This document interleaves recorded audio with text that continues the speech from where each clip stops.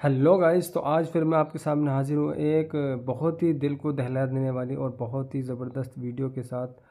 किस तरह से सऊदी अरब में यूपी के मेरठ के लड़के जैद को फांसी की सज़ा सुनाई गई, और एक ऐसी सज़ा जिसे सुनकर उसके घर वालों का रोना, बिलखना और तड़पना।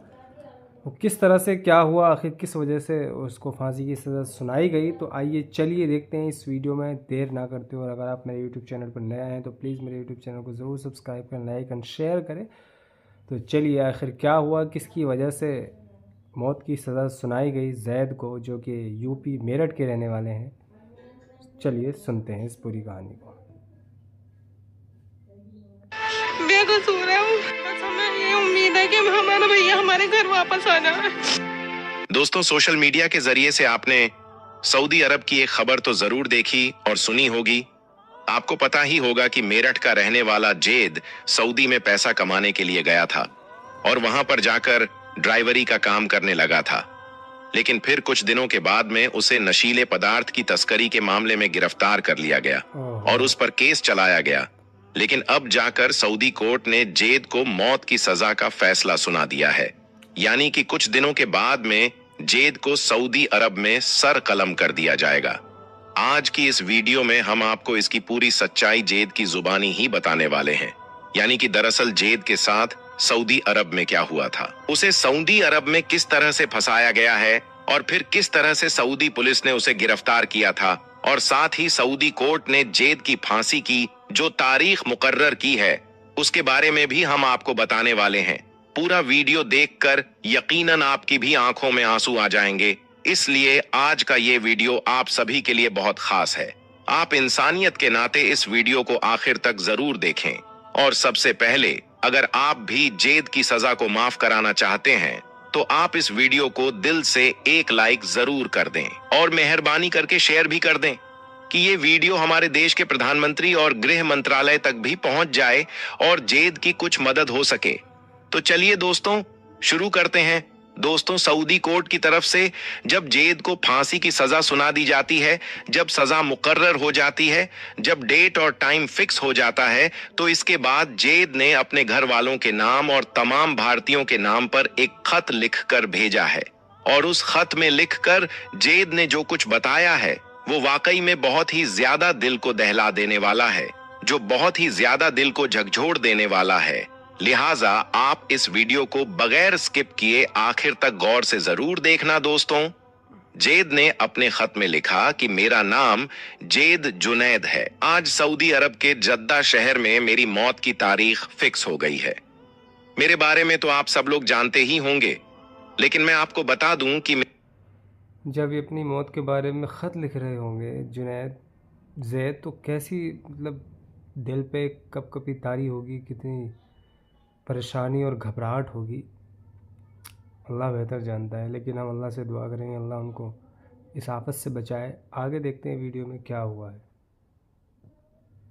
कि मेरे बारे में आपको जो कुछ भी बताया गया है वो सब गलत जानकारी है।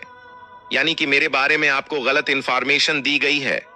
आज मैं आपको अपनी पूरी सच्चाई बताना चाहता हूं कि उस दिन, मतलब कि 15 जनवरी 2023 के दिन आखिर मेरे साथ में क्या हुआ था, सऊदी पुलिस ने मुझे क्यों गिरफ्तार किया था और फिर मुझे किस तरह से वहां पर फंसाया गया।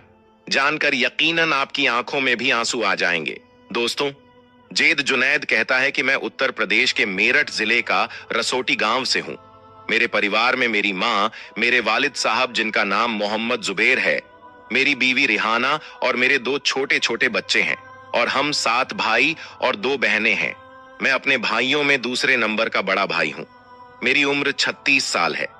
मेरे 2 भाई पहले से सऊदी अरब में ड्राइवरी का काम किया करते थे और एक छोटा भाई है, वो पुलिस की तैयारी कर रहा था। फिर जब मेरी शादी हो गई और 2 मेरे बच्चे हो गए तो मेरा भी सऊदी अरब में जाने का मन हुआ। इसलिए फिर मैंने अपने भाइयों से कहकर अपना भी सऊदी अरब का वीजा मंगवा लिया था। ये बात 2018 की है। फिर मेरा मेडिकल भी हो गया और सऊदी अरब का वीजा भी लग गया। मेरा वीजा एजे ड्राइवर ट्रांसपोर्ट कंपनी में लगा, जिसका नाम अल साली मोहम्मद था। उसमें 25,000 तनख्वाह की एवज में मैं नौकरी करने लगा। शुरू में तो सब कुछ अच्छा चला, लेकिन फिर इस तनख्वाह से गुजारा कर पाना अब मेरे लिए काफी मुश्किल होने लगा था। इसलिए फिर मैंने उस ट्रांसपोर्ट कंपनी से रिजाइन दे दिया और दूसरी कंपनी में जाकर शिफ्ट हो गया, जिसका नाम अल जफर कंपनी था। अब मुझे उस कंपनी में अच्छी सैलरी मिलने लगी थी और ओवर टाइम के साथ साथ कभी कभी मुझे टिप भी मिल जाया करता था। अब मैं उस कंपनी में बहुत ज्यादा खुश था और फिर जब मैंने अपने घर वालों को इस नई कंपनी और इस तनख्वाह के बारे में बताया तो वो भी बहुत ज्यादा खुश हुए। अब सऊदी अरब में मेरे लिए सब कुछ अच्छा चल रहा था, लेकिन शायद मेरी किस्मत में कुछ और ही लिखा था। इसलिए फिर एक दिन मेरी गाड़ी का एक्सीडेंट हो गया और वो एक्सीडेंट इतना ज्यादा भयंकर था कि जिसमें मेरी गाड़ी पूरी तरह से डैमेज हो गई। लेकिन अल्लाह का शुक्र है कि मैं उस एक्सीडेंट में बच गया। लेकिन फिर जब मेरे मालिक को इस बारे में पता चला तो उसने मुझ पर बहुत ज्यादा गुस्सा किया और मुझ पर केस भी कर दिया और मुझसे अपनी गाड़ी का हर्जाना भरने को कहने लगा। और वो हर्जाना मेरे लिए इतना ज्यादा बड़ा था कि अगर मैं जिंदगी भर भी उसके यहां पर काम करता तब भी मैं उसकी गाड़ी का वो हर्जाना नहीं भर पाता। इसलिए अब मैं वहां पर बहुत ज्यादा टेंशन में आ गया था, क्योंकि अब मेरे पास में कोई और रास्ता नहीं बचा था। खैर, इसके बाद एक दिन मौका देखकर उस कंपनी को छोड़कर मैं वहां से भाग गया और एक दूसरी जगह पर जाकर रहने लगा। वहां पर रहते रहते मेरा एक दोस्त बन गया था जो पाकिस्तान से था। फिर उसने एक दिन मेरी मुलाकात एक लोकल पुलिस वाले से करवाई, जिसको मैंने अपनी पूरी आप बीती बता दी। मेरी बातें सुनकर वो पुलिस वाला मुझे तसल्ली देते हुए कहने लगा कि तुम फिक्र मत करो, मैं तुम्हारा केस रफा दफा करवा दूंगा। इसके बाद उस पुलिस वाले ने मुझे खाना खिलाया और फिर मुझे कुछ पैसे भी दिए। वो सऊदी पुलिस वाला मेरे लिए एक फरिश्ता बनकर आया था, इसलिए अब मुझे लगने लगा था कि शायद अब सब कुछ ठीक हो जाएगा। खैर, इसके बाद उस सऊदी पुलिस वाले ने ड्राइवरी की नौकरी पर मुझे रख लिया। अब मुझे उसके बारे में कुछ भी मालूम नहीं था, सिवाय इसके कि वो एक पुलिस वाला है। फिर वो मुझे कई बार अपने घर भी लेकर गया और मुझे खाना वगैरह भी खिलाया। और अब मुझे उसके पास में काम करते करते करीब 1 साल हो गया था। वहां पर ज्यादातर मेरा एक ही काम था, वो मुझे कुछ बैग देता था और मुझे उनको डिलीवर करना होता था। अब उन बैग्स में क्या होता था ये मुझे नहीं मालूम होता था, बस मुझे इसके बदले में अच्छे खासे पैसे मिलते थे। इसलिए मैं खुशी खुशी से ये काम उसका करता जा रहा था। और इसके अलावा मेरे लिए ये काम करना जरूरी भी था, क्योंकि मेरे सर पर एक सऊदी अधिकारी का साया था, यानी कि मैं उस सऊदी पुलिस वाले की वजह से बचा हुआ था। हालांकि मुझे कई बार उस पुलिस वाले पर शक भी हुआ था और मैंने सोचा भी था कि मैं इन बैग्स को खोल कर देखूं कि इनमें क्या है, लेकिन फिर मुझे लगा कि ये तो एक पुलिस वाला है और पुलिस वाला खुद यहाँ पर कुछ गलत नहीं कर सकता है। बस यही सोचकर फिर मेरी कभी भी उन बैग को खोलकर देखने की हिम्मत नहीं हुई। दोस्तों, जेद जुनैद इसके आगे कहता है कि अब आया 15 जनवरी 2023 का दिन। उस दिन उस पुलिस वाले ने मुझे 2 नायलॉन के बैग दिए और एक एड्रेस दिया और मुझसे कहा कि तुझे इन दोनों बैग को फलां जगह पर डिलीवर करना है। इसके बाद में उन बैग्स को लेकर घर से रवाना हो गया। अभी मैं घर से कुछ ही किलोमीटर चला था कि मैंने देखा कि बहुत सारी पुलिस की गाड़ियां मेरे पीछे लगी हुई हैं। फिर कुछ ही देर के बाद उन सारी गाड़ियों ने आकर मुझे घेर लिया। ये देखकर मैंने फौरन गाड़ी को रोक दिया। मैं समझ चुका था कि पहले वाली कंपनी में जो मेरी गाड़ी का एक्सीडेंट हुआ था, उसी केस की वजह से मुझे पकड़ा जा रहा है। फिर मुझे उन पुलिस वालों ने गाड़ी से बाहर निकाला और मेरी जेब की चेकिंग करनी शुरू कर दी। फिर इसके बाद उन्होंने मेरी गाड़ी को भी चेक करना शुरू कर दिया। अब पीछे वाली सीट पर वो बैग रखी हुई थी, उनको खोलकर वो देखने लगे। अब जैसे ही उन्होंने बैग को खोलकर देखा तो उनको कपड़ों के बीच में कुछ पैकेट मिली, जिनमें सफेद कलर का कुछ पाउडर जैसा था। उनको देखकर पुलिस वालों ने मुझसे कहा कि क्या तुम नशीला पदार्थ सप्लाई करते हो? इतना सुनते ही मैं हक्का बक्का रह गया। मेरे पैरों तले से जमीन खिसक गई। मैं थर थर कांपने लगा था। मुझे कुछ भी समझ नहीं आ रहा था कि ये लोग मुझसे क्या कह रहे हैं। लेकिन फिर मुझे सब कुछ समझ में आ गया था कि उस पुलिस वाले ने मेरी इतनी ज्यादा मदद क्यों की थी। वो मेरे लिए कोई फरिश्ता नहीं, बल्कि वो मेरे लिए मौत बनकर आया था। फिर मैंने उन पुलिस वालों को बताया कि इसमें मेरी कोई गलती नहीं है, मैं तो ड्राइवरी का काम करता हूं। मेरे मालिक ने ये सब कुछ गाड़ी में रखा है और मुझे वहां तक पहुंचाने को बोला है। खैर, इसके बाद पुलिस वालों ने मुझे भी गिरफ्तार कर लिया और उस सऊदी पुलिस वाले को भी पकड़ कर ले आई। लेकिन फिर उस सऊदी पुलिस वाले ने ये बयान दे दिया कि ये मेरे यहाँ पर सिर्फ ड्राइवरी की नौकरी करता है। अब ये बाहर जाकर गाड़ी में क्या क्या सप्लाई करता है ये मुझे नहीं मालूम होता है। अब इतना बोलकर वो पुलिस वाला तो पीछे हट गया। और दूसरी बात, यहाँ पर सऊदी में ये कानून भी है कि यहाँ पर अरबी के बयान को ज्यादा सच मानते हैं, इसलिए उन्हें यहाँ पर सजा नहीं होती है। इसलिए फिर वो सऊदी पुलिस वाला तो जमानत पर छूट गया और मुझे और मेरे उस पाकिस्तानी दोस्त को उसने फंसा दिया। इसके बाद हम दोनों को जद्दा के सेंट्रल जेल में बंद कर दिया गया। फिर मुझे जेल में रहते हुए मालूम चला कि मैं जिस नशीली चीज को लेकर जा रहा था वो एक बैग में करीब 400 ग्राम के आसपास थी और दूसरे बैग में करीब 300 ग्राम के आसपास थी, जो बहुत ही ज्यादा खतरनाक नशा था जिसकी कीमत बहुत ज्यादा थी।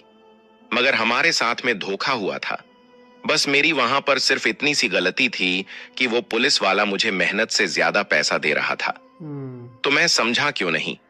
मैंने कभी ये क्यों नहीं सोचा कि इतना ज्यादा पैसा वो मुझे क्यों दे रहा है। बस पैसों के लिए मैं उसका हर तरह का काम करता रहा। यही मेरी गलती हो गई दोस्तों। जेद जुनैद कहता है कि फिर हमारा केस चलता रहा। अब करीब कुछ दिन पहले यानी कि 3 दिसंबर 2024 के दिन हमें मौत की सजा सुना दी गई। मौत की सजा सुनकर मैं कांपने लगा।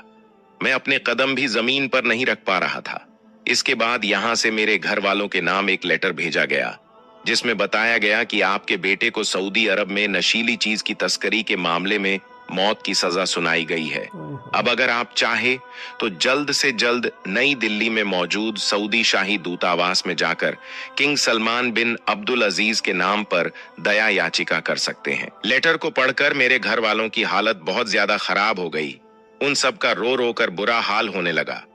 अब मैं ये खत आप सब भारतीयों के नाम लिख रहा हूं और आपको बता रहा हूं कि आप हमेशा याद रखना, आप भले ही कम कमा लेना लेकिन कभी भी अपने घर को छोड़कर के विदेश में मत जाना। अब घर में मेरी बीवी है, मेरे छोटे छोटे बच्चे हैं, उनका रो रो कर बुरा हाल हो रहा है और मेरे घर वाले चाहकर भी मेरी मदद नहीं कर पा रही है। बस वो रोए जा रही है और मेरे मरने का इंतजार कर रहे हैं। सच में दोस्तों, जेद जुनैद की ये दर्द भरी कहानी सुनकर रोना आ गया।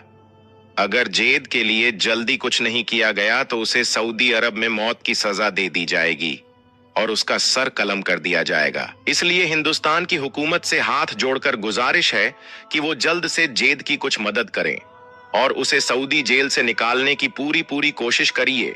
और साथ ही हम सऊदी अरब में काम करने वाले अपने हिंदुस्तानी भाइयों से भी अपील करते हैं कि सऊदी अरब कानून बड़ा सख्त है, वहां पर कोई अपराध करके बच नहीं सकता है। इसलिए आप सबसे ये गुजारिश है कि आप कभी भी सऊदी अरब में रहते हुए कुछ गलत करने की ना सोचें, क्योंकि आपके घर वाले यहां पर बेसब्री से आपका इंतजार करते रहते हैं। आप उनका जरूर ख्याल रखें। आखिर में हम अल्लाह ताला से यही दुआ करते हैं कि अल्लाह पाक सऊदी अरब में जेद जुनैद की गैब से मदद फरमाए और उसे सही सलामत अपने घर वापस लौटाए। आमीन अल्लाहुम्मा आमीन। एक बार आप भी कमेंट बॉक्स में आमीन जरूर लिख देना। क्या पता किस भाई की दुआ कबूल हो जाए और जेद जुनैद सही सलामत वापस अपने घर को लौट आए। आपका वीडियो देखने के लिए बहुत बहुत शुक्रिया। जी, तो ये थी कहानी किस तरह से जेद जुनैद को वहाँ पर फंसाया गया। एक वहीं के सऊदी अरब के जो पुलिस अफसर था उसने किस तरह से उसको फंसाया है। तो वीडियो आपने पूरी मुकम्मल देख ली होगी और आप सबसे गुजारिश है कि इस वीडियो को ज़्यादा से ज़्यादा शेयर करें और जेद जुनैद के लिए ज़रूर दुआएं करें। अल्लाह रब्बुल इज़्ज़त उनकी गैब से मदद फरमाए। ज़्यादा तो कुछ नहीं, बस अल्लाह उनको बाआफ़ियत बसलामत हिंदुस्तान मुल्क वापस पहुंचाए, यही सबसे दरख्वास्त है। और आपसे भी गुजारिश है कि कमेंट में ज़रूर आमीन लिखें और उसके लिए दुआ करें। यही आप सबसे गुजारिश है। और वीडियो अगर आपको पसंद आई हो तो वीडियो को ज़रूर शेयर एंड लाइक करें, सब्सक्राइब करें। तो काफ़ी दुख भरी कहानी थी, काफ़ी दिल को लर्ज़ा देने वाली। और माँ बाप का क्या हाल हो रहा है, बच्चों का क्या हाल हो रहा है, बीवी का क्या हाल हो रहा है, वो तो वही जिसके दिल पर गुजर रही वही जानता है। हम बस इतना ही कहना चाहेंगे अल्लाह रब्बुल इज़्ज़त जेद जुनैद को बाआफ़ियत और सलामत अपने घर पहुँचाए और घर वालों को सब्र जमील अता फरमाए। तो चलते हैं, मिलते हैं फिर नेक्स्ट वीडियो में। तब तक के लिए मैं आपसे विदा लेता हूँ। दुआओं में याद रखें और खुश रहें, सलामत रहें, आबाद रहें। टेक केयर, बाय बाय, अल्लाह हाफिज़।